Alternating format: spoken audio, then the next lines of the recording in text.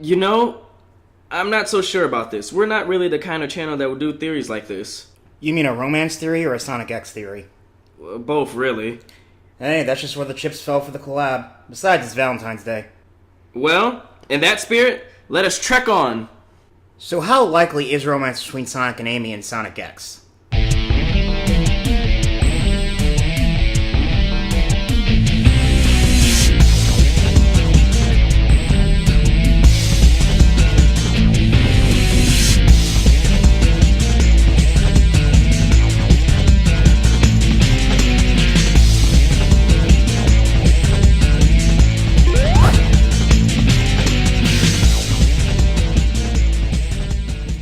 So my big concern here is that we won't really have much to say. I mean, there are two very clear examples we can cite among others. Episode 9, where Amy makes a bracelet for Sonic, only for one of Eggman's robots to destroy it. After the conflict, we see Sonic now wearing it, having must have fixed it himself. And episode 52, where Sonic flat out tells Amy that he won't leave her alone. That's quite a big one. Exactly. Theory over, roll credits. Hold it right there. What? We've already given enough to justify why it's plausible in Sonic X. Ron, are you trying to rush this because you don't like Sonic X? I have no idea what you're talking about, Black. I don't. Look, it's definitely not my favorite Sonic show, but we can do more. After all, while it's easy to show why this of all continuities is the one where Sonic and Amy are most likely to end up together, it's harder to explain why that is. What is it that separates this from the other continuities? Well, the first thing I could think of is that this Amy from the very beginning of the show takes more of an active role. In episode 1, we see her in the tornado with Tails. You may also notice she already has her Sonic Adventure appearance despite that arc not being until later in the show. Speaking of that arc, Sonic X, as a result, had some differences in Amy's role in it. You mean the fact that Amy never destroys Zero? Nope, just kinda knocked him out. Wasn't even that big of a deal, honestly.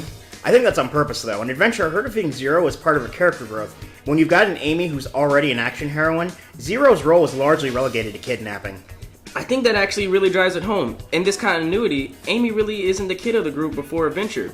She's already got a violent streak, and we never see her in the straight-up damsel role like we do with Cream very early on. As a matter of fact, Cream gets that Adventure Amy character growth for herself in the Sonic Battle arc of the show.